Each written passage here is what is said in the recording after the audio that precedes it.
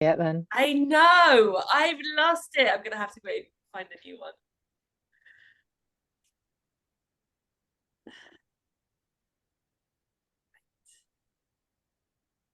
Here we are, my lovelies. Thursdays, 11 a.m. is QT Conversations.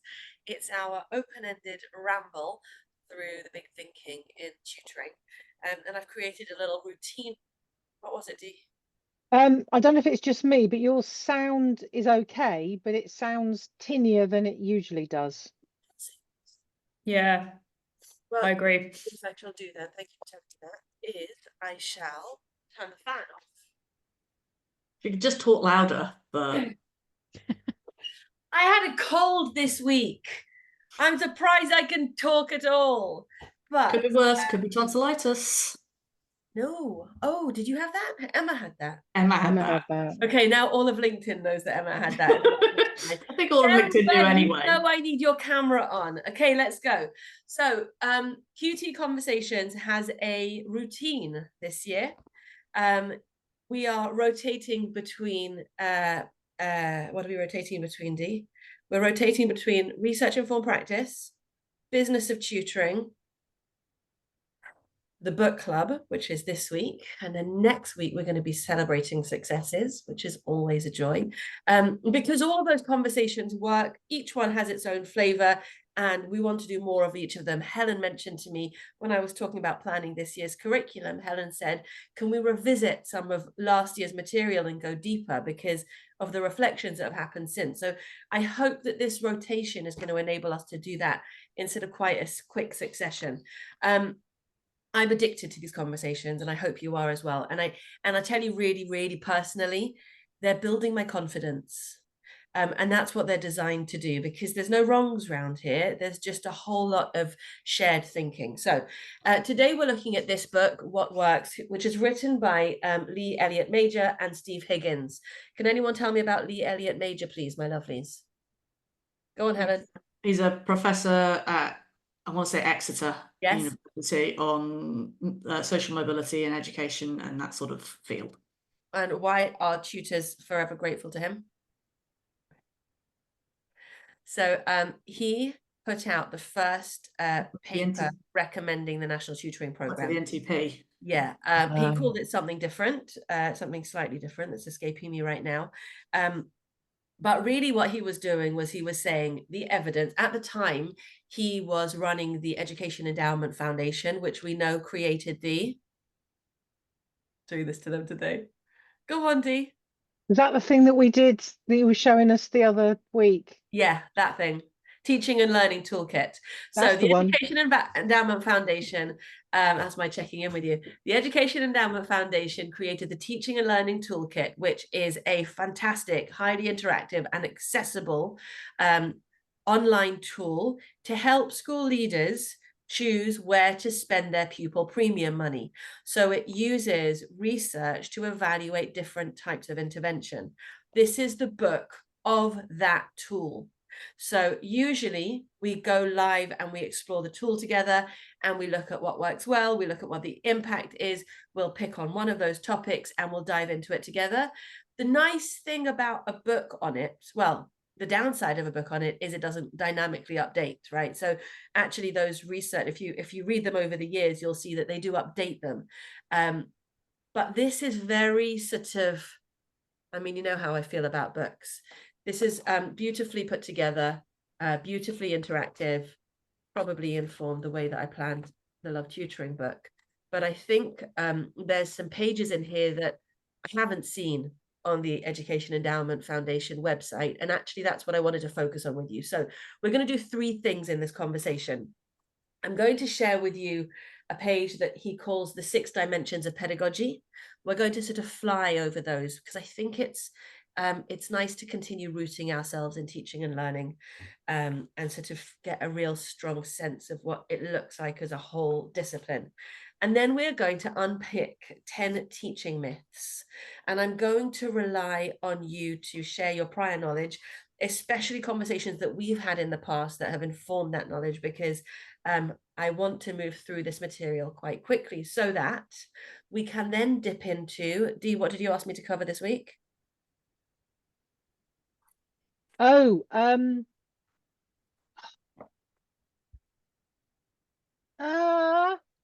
thank you. Yes. Feedback. So a couple of weeks ago on the Monday session, we just got to the point of how important feedback is, and then we wandered off into something else, and it was the end of the session. So I wanted to make sure that we ring fence at least 20 minutes to dive into that. Is all of that okay with you? Have you had your coffee? Because we're going fast today. That's it. We're going to get that all in. It's decaf, but it's a bucket. Decaf. Okay. Sounds to me like all that's going to do is make you need the loo. So I get more steps in. Right. So 6 dimensions of pedagogy. Here's the reading bit. Below is a starter kit for thinking about how effective your pedagogy is. The 6 dimensions were developed from a review of research and published guides of teaching effectiveness. You can use the list to reflect on your own practice. Which areas are you already doing well in, and what could be strengthened? Could you use the 6 dimensions to develop a school or department-wide plan to improve teaching in every classroom? Or in our context, tutoring. Helen, could I trouble you to drop these in the chat, please? Just do the headings, yeah? So the first one is pedagogical content knowledge. It isn't enough to know in depth the material being taught. Teachers must get inside the minds of pupils and understand how they think about a subject. They need to see what it looks like from the pupil's perspective as they traverse cul-de-sacs, wrong turns, and steep curves in their learning journey. Sarah, are you with us? Can I ask you, would you mind telling me your thoughts on that? No, you're muted. You're muted. You're still muted. Can't hear you. Sorry. I'm really sorry. I'm going to put my hands up. I was so focused on spelling the word pedagogy and make sure I spelled it correctly. I love you. I zoned out. I'm so sorry. That's fine. I'm so happy that's just not that it's not just me. I don't understand. Why is the word pedagogy difficult? It's like psychology. I know, but I had this thing of when you said, Helen, can you write these titles in the chat? I then thought, oh my goodness, if Julia asks me, I'm going to have to get my dictionary to make I love you. Which is why I didn't ask you, but now I fluked it. So I'm very sorry. Can you repeat the question? And I will, because, and you'll see why I called on you, okay? I didn't call on you for spelling, but I might call on Rosanna for spelling. Shall I just tell you what your jobs are? No, I'm joking. Okay, it isn't enough to know in depth the material being taught. Teachers must get inside the minds of pupils and understand how they think about a subject. They need to see what it looks like from the pupil's perspective as they traverse cul-de-sacs, wrong turns, and steep curves in their learning journey. Yeah, I feel really passionately about that. And one of the things that some of you know is that I'm on this journey to become a dyslexia specialist and assessor. And I decided I was going to write a bit of a blog. I mean, it's not, I'm doing it every couple of months. But what I wanted to share, and I do share on my socials as well, is that it's hard and it's okay for it to be hard. Everything isn't a direct line to achieving what you want to.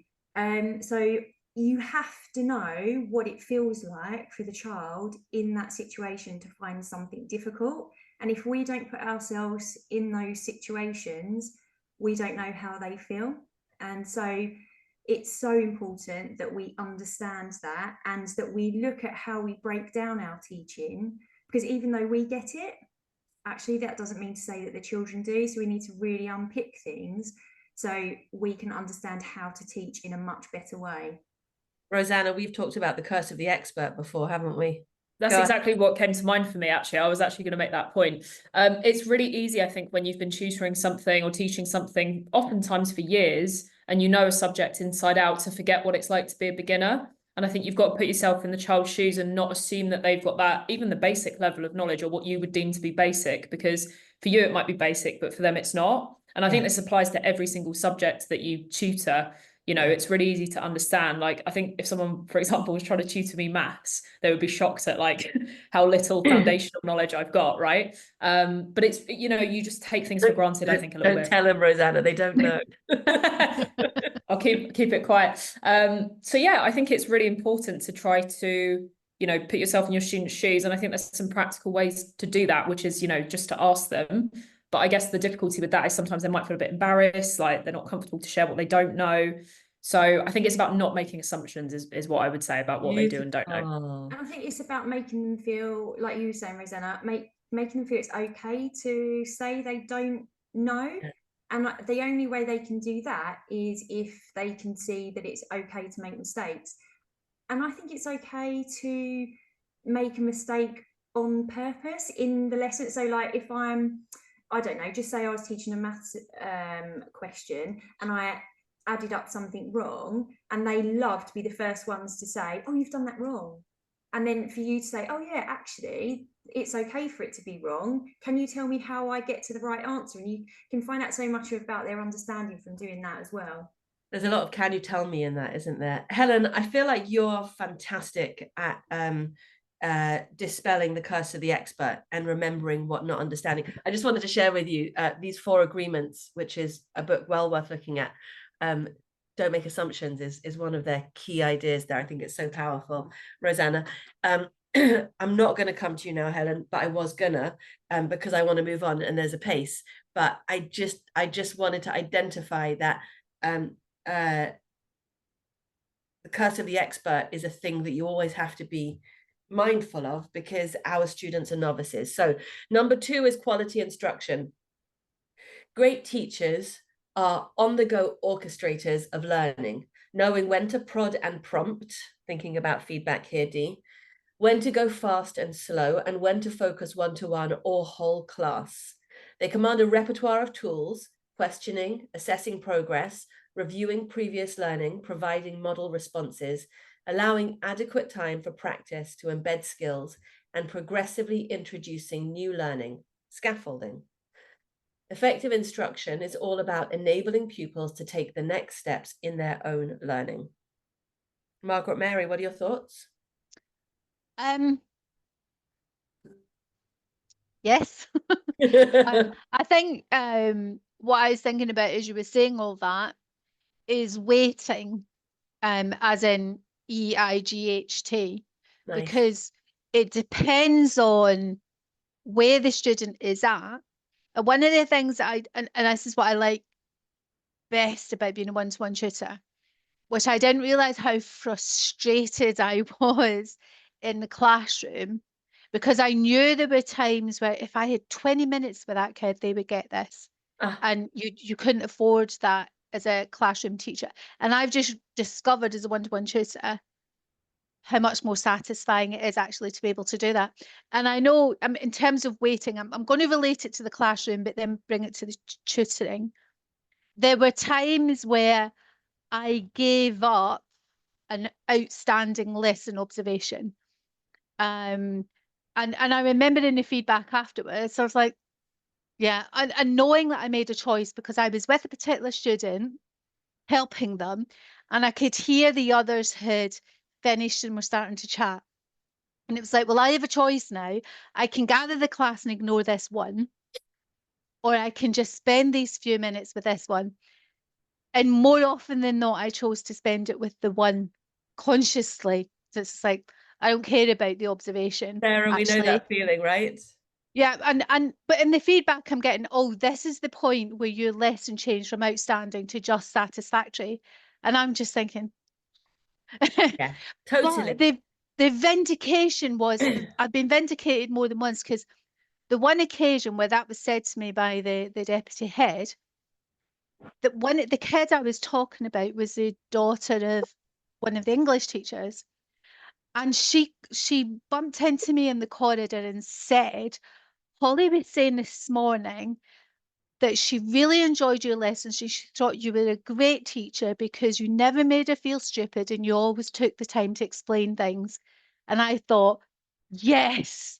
That's what outstanding looks like. Put that on your certificate outside the school. Always takes time with every child and never makes them feel stupid. Yeah. Yeah, but I think the same is true in tutoring. And I do make it explicit to my students. Ultimately, we want you to do this independently. Yeah. So what I say to them is, do you want to have a go at this on your own? And I'll stand back and I'll either jump in if you tell me you want a lead in, or I see you're struggling and you haven't told me yet, or would you like me to give a lead in? Perfect And segue. there is a movement. I can see the movement in them. So sometimes it's about waiting.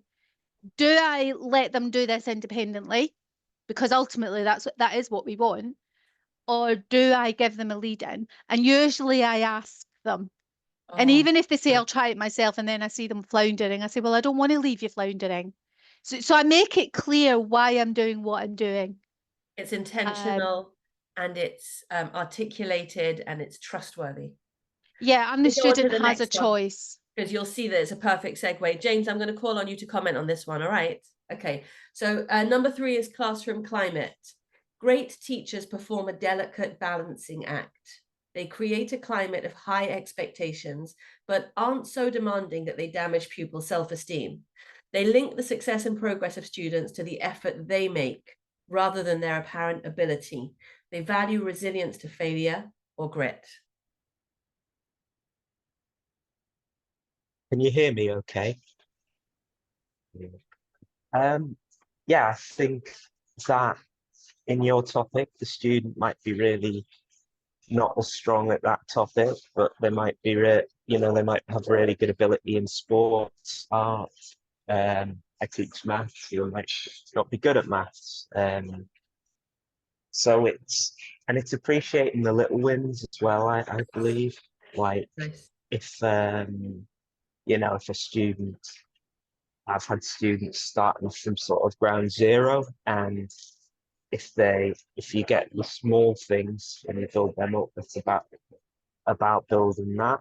And you've got to appreciate people come from different backgrounds, different environments. I mean, COVID's been a big hit, I think, on a lot of students as well, on their ability. So as a tutor and a teacher, you've got to understand that people come from different places, Really nice. and have different strengths. But I always like to, celebrate the little wins with the student. And what I've implemented is, go on, sorry. Well, I think that what you're saying about little wins is really powerful, because what you're doing is you're tracking progress. Then you're showing them their own trajectory of success, which gives them that sense of resilience, because they're feeling what good looks like. And if you don't wait till the end of the lesson, if they get that constantly from you, that this is what good looks like, this is good, then you build up their sense of how to manage their own positive learning behaviors. Yeah, absolutely. And I like to encourage to make mistakes as well, because if you don't make mistakes, then it's too easy what we're doing. So we want to make mistakes, try things. Otherwise, if you never make a mistake, what you're doing is, you're not reaching your full Really potential. Nice. Really nice. An assessment that they're getting 100% on isn't really telling you very much, is it? Because you've not found their pitching point. Now, I want to move on to the next one. And Sarah, I'm going to call on you for this one, because in my mind, you're really the expert on managing groups. So it says, number 4 is classroom management. Learning flourishes under the right conditions. Great teachers exude a calm authority, clamping down on misbehavior and consistently enforcing the lines pupils can't cross. Failure to discipline an unruly minority means less learning for the majority. Planning lesson time and classroom space are also important. So would you mind just turning the camera so we can see your background, and then explain to us how you... Is there laundry on again? You can't see it then. You can't see it then. Let me see if I can just move my camera out. You will be able to see my washing machine. However, so I love this room. There is my washing. However, you can't see the stuff, thankfully. So this is my classroom in my loft. So as you can see at the moment, I've got one kind of whole table for my 8 children. However, depending on, sorry, let me just put this back. Depending on the type of activity, or what I feel the ability of the children is for that particular task. I sometimes move the tables into groups of 4, and I might spend more time with one group than perhaps the other. That is exactly how I did things in school. It was very much a responsive approach to, we've done something, who understands? Great, let's push you on, let's get on with what we're doing. The rest of them, if they need time for me to go through some more examples, then come on, let's come with me and we'll work through a few more examples together. And so my group sessions run exactly like that. So at the moment, I've got all my new students, so I'm still finding my feet with, you know, the level that they're working at, because even though I speak to their parents beforehand, parents and teachers' understanding of a child's ability may be quite different. You know, that is what we know from being in school or as tutors. It's that kind of deeper understanding of where they're working. So yeah, I move things around all the time, but you've got to get to know the children. If you know that a child picks things up really quickly, move them on, behaviour reduces. If they find things difficult and they need you to explain things more, have them with you a little bit more. You've got more control over behaviour and things like that because they're more focused.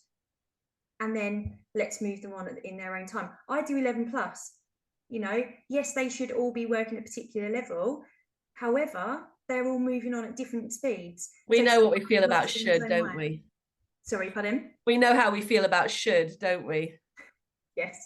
Yeah. But I love that you've just associated pitch and pace with behaviour. Yeah, I think that was, as a Senko, that was one of the big challenges in a whole, you know, it's different being in a class of 8 to being in a class of 30. I fully understand that and appreciate that. But I've taken my practice from a class of 30 and put it into a group situation of 8 children. And I would, you learn all the time. You do, and your instincts develop as well. So I think of group tutoring like cooking dinner. You know, when I've got 5 gas rings. Yeah. So you've got all of them doing different things at different speeds at the same time, and you know what to turn up and what to turn down and what to leave to the side and what to get ready first because it needs that extra prep time and what you can do at the last minute. And all of those things are what you understand with your students. It's about preparation as well, though, isn't it? So nice. I know with my new students, I've got a much higher level of additional needs. I feel that because of my background, I do tend to get in my 11 plus groups maybe a higher level of additional needs than perhaps a tutor around the corner, say, for example. But that's absolutely fine. They can still do that and they can still achieve. But I need to make sure I've got coloured overlays. I need to make sure I've got tracking things there so they can follow what we're doing. I need to make sure that they've got their own copy rather than looking at the board. They're fine, but you have to know the children. That's right. And you have to have that commitment. Yeah, 100%. Absolutely beautiful. Helen, you're getting the last one. Teacher beliefs. Effective teachers are believers in human potential. Effective teachers are believers in human potential. One study found better maths results from teachers who believed all pupils are able to become numerate. It's not just how you teach, but why you teach that matters. Go ahead. I think you might have heard me say something along those lines before, potentially. Just a few times. Just a few times. Yeah, particularly with maths. I think there's often an inherent, I can't do it. My parents couldn't do it. I don't like it. I've never done it well kind of thing. Actually, yeah, sorry, everyone can do maths. I'm going to put that out there now. Rosanna, don't tell her. Don't worry, I've already had requests from other tutors for doing A-level. No, it's fine. I'm not going to make you do it. But if you can believe, every student should be capable of doing even the higher tier GCSE maths. They might take time to get there. It might take more time than is assigned in the school day, in the school year, in the school, in the chronological passing of time. But yeah, every student gets there, and having that belief that actually you can do it, you really can, it encourages students to try. It's dispelling that I can't do maths, I'm bad at maths, and actually as soon as they start to get it, oh, actually, I can do maths. That worked. I could do it. And then they've got more confidence to try the next thing. And then the next, and it builds. I had a student yesterday who said that the previous topic that we'd done in the test was in there, and she went, I know this. Was it mine? It was yours, but could you tell by the tone? Yes. It was yours. I wasn't going to name it though. Yeah. Something we'd done in a previous session, she'd actually been able to sit down and doing the test when she couldn't do it. And that's obviously great because that builds that bit of confidence in the test. Okay, let's try the next question. Let's move on from there. So actually just believing that they can do it is so powerful. And I think it's really interesting as well that, like, we're not sappy people, but we really, really believe this. Do you know what I mean? It's so intrinsic in who we are, in who you are, Helen, that you believe that people can do maths. Dee, what are your thoughts about expectations?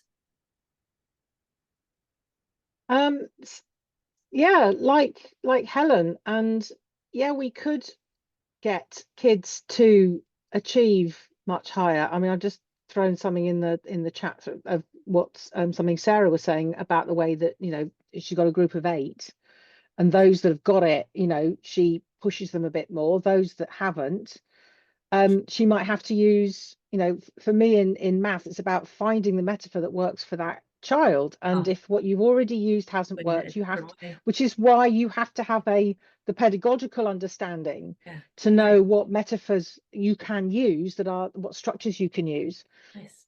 And this mastery approach is why we don't have that in schools. We have a sausage factory. Because the inspectors will downgrade you if you give them the extra 20 minutes for mastery. Yeah. And if we had a mastery approach right from year 2, and the kids didn't move on until they'd got it, then you don't reteach. You don't need to reteach, because the kids already have that underpinning knowledge, confidence, skills, and they've been stretched enough to see how they've seen the connections. Yeah, they're not doing these topics in isolation. So it might take longer in years 2, 3, 4, 5, 6 to build that level, but once they've got it, then the rest of it isn't going to take as long, because you're not teaching them how to add and subtract fractions every year, which I had to do. Go on, love. I interrupted you. No, yes. I mean, it was this frustration of, beginning of year 7, 8, 9, and 10, I taught every single class how to add and subtract fractions. What's that all about? So, yeah, James, we absolutely agree. Nobody's bashing teachers here. We're just pointing out what the children's experience is, so we can way to help. The teachers are as much the victims here as the children are. Absolutely. And the fact that Margaret Mary was intentional about letting go of that judgment, that's coming from a superior place of confidence. Most training teachers can't afford to do that. And it's the children in every class who struggle. As you described that, Dee, I was thinking about how much confidence is ruined by year 2. And if you sort of imagined the confidence of adults and all of us sort of limping along with, I'm not good at this and I can't, all these limiting self-beliefs, that's where they started. That's where they all, anyway, let's attack the 10 teaching myths, because we're halfway through our session and feedback will get time. I'm going to fly through them, and then we're going to Was there a 6th dimension? Because we've only had 5. No. Oh, you're absolutely right. Look, it was under the post-it. Professional behaviors. Teachers should take part in collaborative professional activities that enhance their practice. They should reflect on and evaluate what they do. Consider evidence and research and invest in their own development with other colleagues. Time spent away from the classroom improves learning. Guess what? We are walking that walk. That's literally what this is. Sarah, could you just reflect for me back? I don't want to bash CPD in schools because we know it's really hit and miss. But as a tutor, how do these conversations help? With CPD, like what we're doing now? Yeah. Yeah, I think it just it widens and deepens your knowledge. So we may all be teaching different subjects or topics, and we all teach in a very different way, but just by having an open conversation, we learn so much from each other. And I think even, you know, with the WhatsApp group and things like that, people are asking questions, and you're getting that kind of natural CPD from somebody saying, oh, have, you know, even if it's about systems, you know, what system do you use, how effective is it? Or I'm teaching, like today somebody was asking about the somebody's been diagnosed as having dyslexia, and you know, I was then able to offer, oh, have you tried touch, type, read, spell? And so it's that constant CPD. When you talk, you get a constant free CPD because you're being open and honest about things. And in schools, you know, if you have got that environment where it is open and honest, and you've got a thriving staff room, that is where you get your conversations. So that's right. Thank you. Okay, 10 teaching myths. I'm going to fly through them. Well, first I'm going to give you the introduction. Classroom myths and misconceptions lurk in school like viruses. As one unfounded practice is exposed, another fad rears its ugly head. Margaret Mary, is this resonating? When it comes to improving teaching, we yearn for easy answers and quick wins. Myths are tempting as they sound scientific and often make intuitive sense, but behind many lie multi-million-pound industries preying on vulnerable teachers. Be on your guard at all times. Here we list 10 common classroom myths that endure despite widespread debunking by researchers. Honestly, I saw these incredible articles yesterday. It's important to consider what you may be doing that doesn't work, as well as what might work. Stopping doing things that are ineffective or inefficient frees up more time for the classroom teaching that is likely to make a genuine difference. Every time you decide to start something, you should also decide to stop something. Stop something. Right, number one. Helen, are you taking notes? Myth number one. Group learners into sets. Grouping children into sets according to their current performance makes little difference to learning outcomes, as this is the case in maths, where setting is common, as in other subjects. In theory, it allows teachers to target a narrower range of pace and content during the lesson. But in practice, it creates an exaggerated sense that pupils are at the same level. Teachers can go too fast with the high sets and too slow with the low sets. Schools do not actually test for ability. They group on current performance attainment. Otherwise, you wouldn't have so many summer-born children in what are called low ability sets. Does being born in August make you less capable than being born in September? So do you know much about summer-born babies? I've got two. Can you unpack it? I've got one boy who, if I was to believe what I was told before he was born, he's a summer boy. He will be behind all of his peers, and he won't make as much progress as those that were born, you know, in the first half of the year. And a girl, it doesn't really make as much difference because they're much more mature anyway, and she'll probably be fine. Good. This is all so annoying already. My two definitely do not fall into that category. Wait, hold on. Just for context, in case you don't know, the assumption is that because we set classes from September to August, child who is born in August and placed in reception is always smaller and behind in their childhood development milestones than a September-born baby. They're a third of their lives more developed, right? Yeah. So assumptions start being made from nursery reception onwards about what this child can do. And when do those assumptions stop?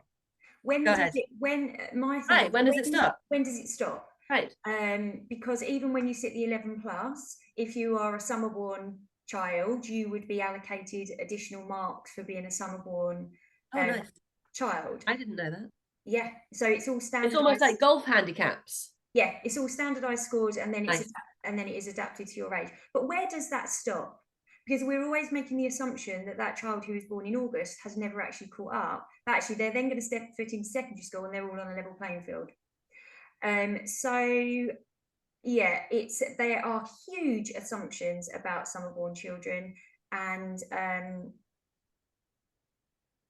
you can't just say because they are a summer-born they aren't going to achieve. And if you just put them in groups for that, like they never used to start school till later. Right. You know, they wouldn't start school until January because they were the second cohort. So actually they then missed from September to January, and those older children have already had more learning. So you're actually putting them more on the back foot, in my opinion, because they're already a year behind, and now you're making them start school later. So I could talk about it for ages. Mine are August babies. They're absolutely fine.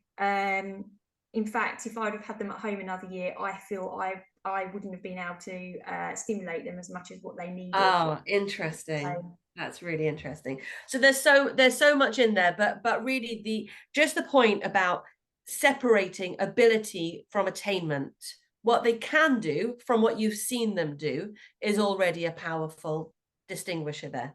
Okay, number 2. Encourage rereading and highlighting to memorize key ideas. Rosanna, this one's going to be for you. Rereading and highlighting are amongst the most common and apparently most obvious ways to memorize or revise. They give a deceptive feeling of being on top of the material. However, a range of studies have shown that testing yourself, trying to generate answers, and creating intervals between study to allow forgetting are all more effective approaches. Yeah, I think even as tutors, we can probably all relate to reading the same thing over and over again, and it doesn't seem to be going in. So I think it happens obviously a lot to students. I'm not against rereading per se, though. Like, I think if it's making the point that if you do it after a long time and come back to it, that's more effective, then yeah, I agree. The highlighting thing, I often tell students to avoid, because oftentimes I find that students just go like really trigger happy with the pen and just highlight everything. And if you highlight everything, you've highlighted nothing, basically. So that's not particularly effective.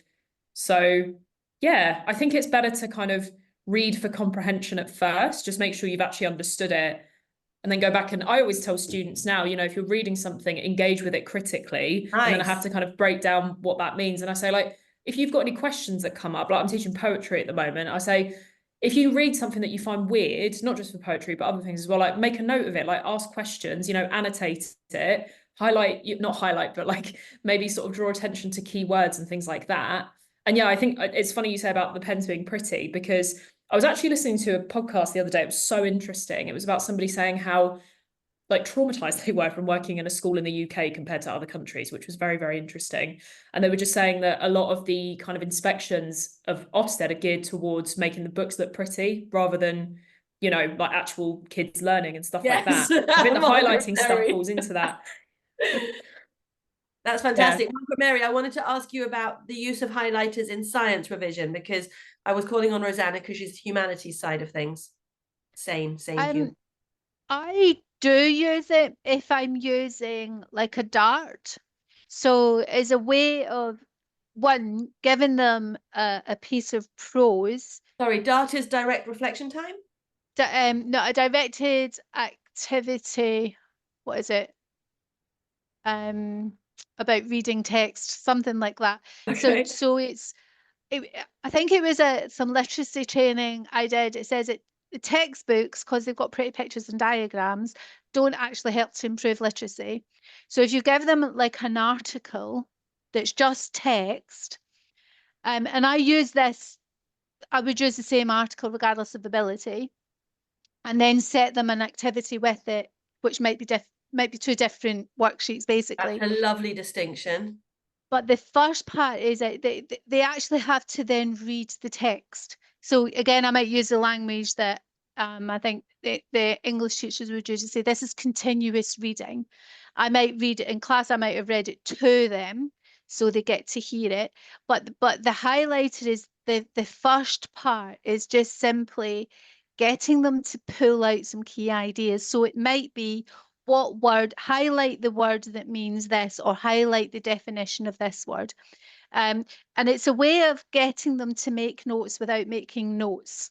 So they're not spending ages writing notes on here's a keyword, here's a definition. They're highlighting it from the text. But then the rest of the activity, so it's a directed activity relating to text, that's what it means. And the rest of the activity then, so that is kind of to get them to engage with the text. Yeah. Really clearly to get them to engage with the text and key ideas.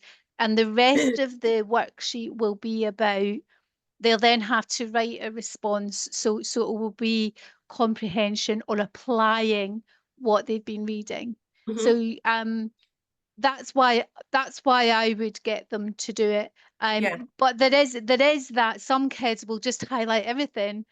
And it's like, and it's just colouring in. That's not really what we want to do. But I think you know, what he's saying here, a range of studies have shown that testing yourself, trying to generate answers and creating intervals between study are all better approaches. Now, really what they're saying is find ways to engage with the text, because once you're engaged with the text, it goes in, right? And then you can do those higher level thinkings of creativity and analysis. But really, the problem with the highlighter is that sometimes it's just the hand and not the brain. Yeah. Exactly. I exactly agree with it, but I wouldn't say never use them if you're clear what you're using it for. Absolutely right. Because it's safe. It's also safe. It's the students feel that they're doing something with the text, so they're doing work. They're not getting into trouble by staring at a whole series of words. Yes. So in a way, there's a measure of safety for them to begin. Because I was going to say, when Helen said on the thing, why highlight?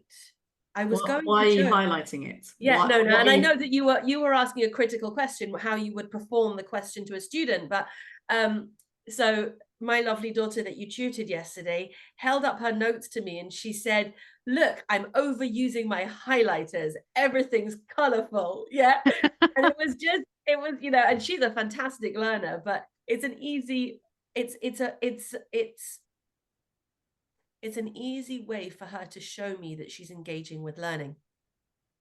And that element of it is important to children, that they have a way to sort of, like you said, that they feel safer, that they're sort of, you know, reassuring the adults that they are paying attention here. So I think that's quite interesting as well, because it's just very visible, isn't it? Yeah, I also use it with my students when to get into the exam question, because the feeling is of panic. Oh my God. And it's like, okay, we're going to highlight what the important information is that they're giving us. So it might be volumes and concentration, it might be data, because if they highlight this data, it's already a trigger to the relationship that they're going to need to use into what calculation they might have to do, what they might have to do with that data. That's why I would use it as a way to get into it. Yeah, and also make connections with the different colours. Okay, I am going to tell you what the other myths are, just to plant those seeds, and then we're going to go into feedback, because I like to do what I said I'll do.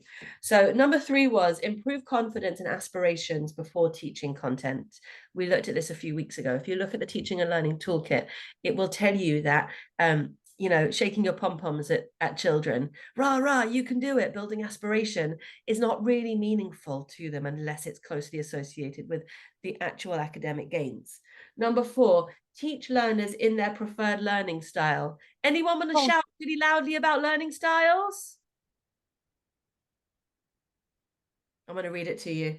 The widespread belief that students can be classified as visual, auditory, or kinesthetic learners is persistent, despite several reviews debunking learning styles. One survey found over 9 in 10 teachers agreed with the claim that individuals learn better when they receive information in their preferred learning styles. Yet the evidence is clear. There are no benefits from this approach. Vary the way you present information and encourage learners to understand their strengths and capabilities, but do not limit learners by targeting what you think is their style. Rosanna? Yeah, just really quickly wanted to comment on that. I've heard about this a lot, about it being debunked over the years and everything. And I definitely agree with the point about actually present things in a variety of different ways. However, even if there's no learning styles per se that are kind of research backed, I definitely think there's learning preferences.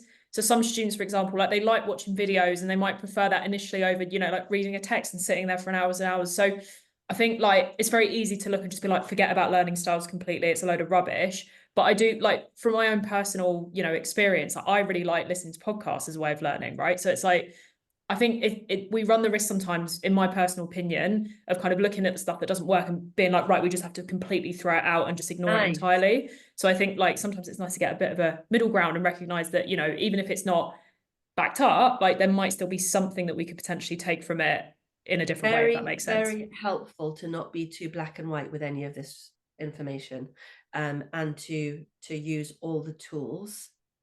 And we want the students to learn, and we want them to be comfortable in their learning. We want them to feel safe, and we want them to trust us. Well, there's apparently a new study coming out, which lists 48 or 148 or a very big number of learning strategies, they're calling them, and the number of strategies that you deploy are then become your preferences. So I think it's just that the VAK approach was oversimplified, and it certainly was overblown because it was asking teachers to plan 3 lessons, which is not right.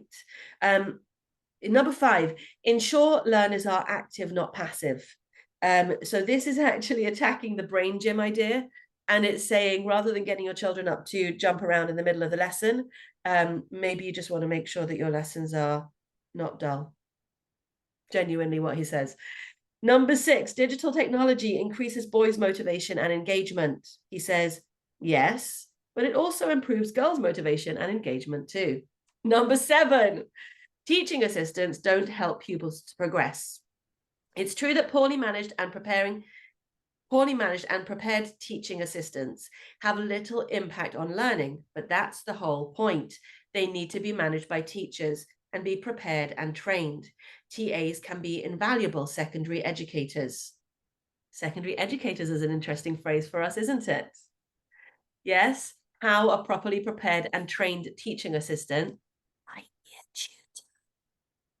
That is, one-to-one or small group work that a TA is doing with a class is tutoring, and they need training in how to tutor effectively, what the teacher needs from them, joining up that conversation.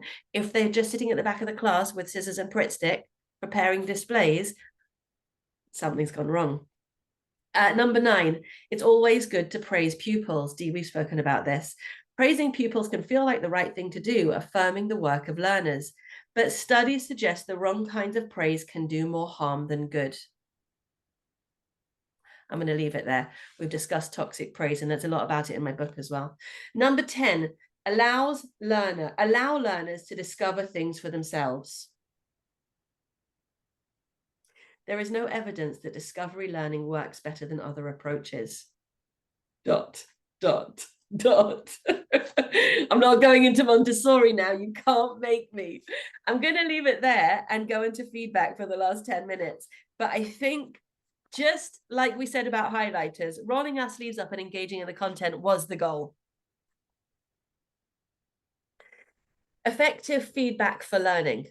So this is the highest ranking type of intervention, and that's why we're focusing on it. If you look at the Teaching and Learning Toolkit, it is very inexpensive and can be very effective. But, okay, hold on.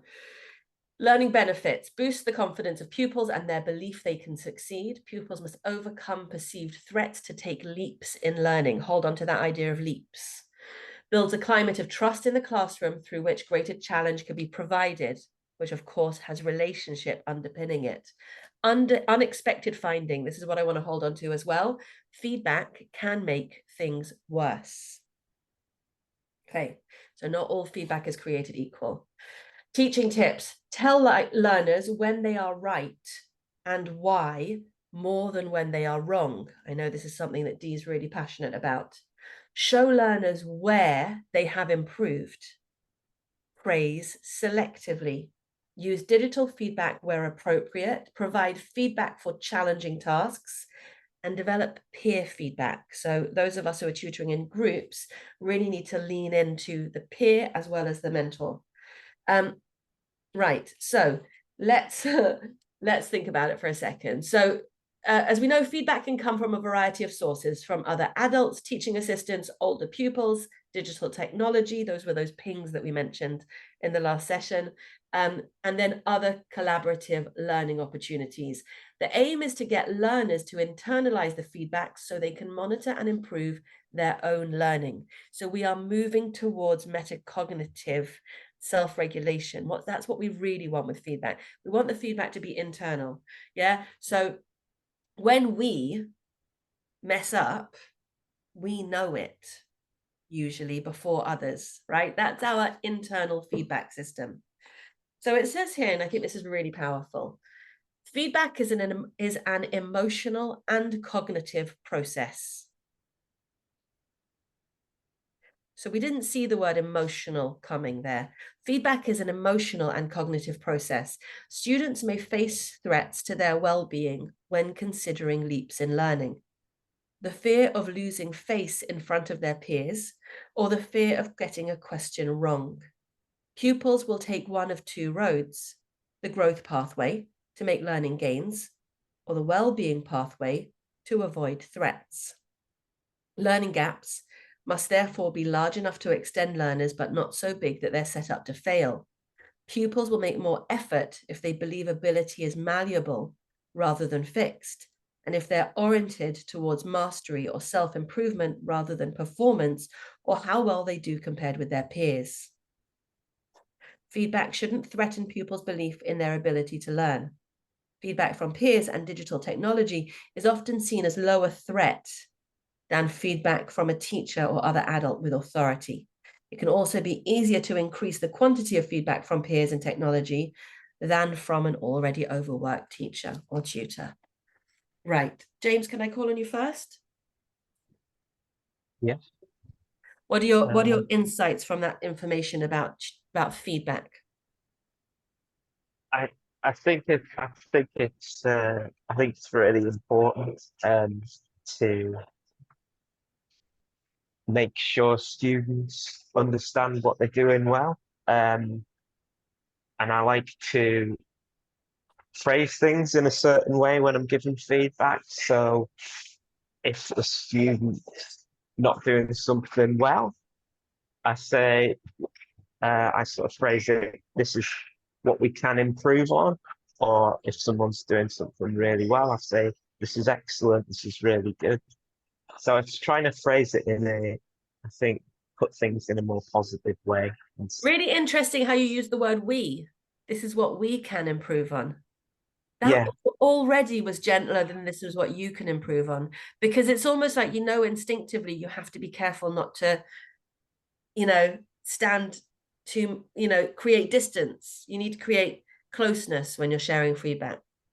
Yeah, I always say we, like we're doing it together. Because if you say you, it sort of takes you aback a bit. It does, yeah. There's a bit of, I never thought of that before. Dee, what are your thoughts? Agree with James. I mean, I had a student yesterday. He's, a very able year 10 student. I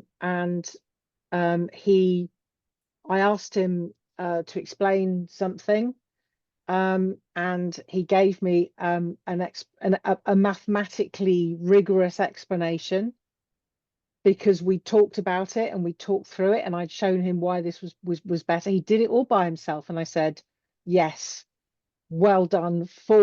I could see, and he knew that he'd done it, but for me then to recognize that he'd done exactly what we talked about, and it boosted him no end. So the reinforcing what they're doing right. I don't just say good or that's great. I always give him an explanation. There was something else that I was going to say as well. Coming back to you. You can have it for your 30 just... seconds. Sorry, I didn't mean to speak over you. You can have it for your 30 seconds. I'm going around the room. A 30-second insight. Margaret Mary, go. I have it 3 tiers. One is clear from your answer, you understand this, but it could be understood a different way. It's ambiguous. So then we look at improving the answer together to make it less ambiguous.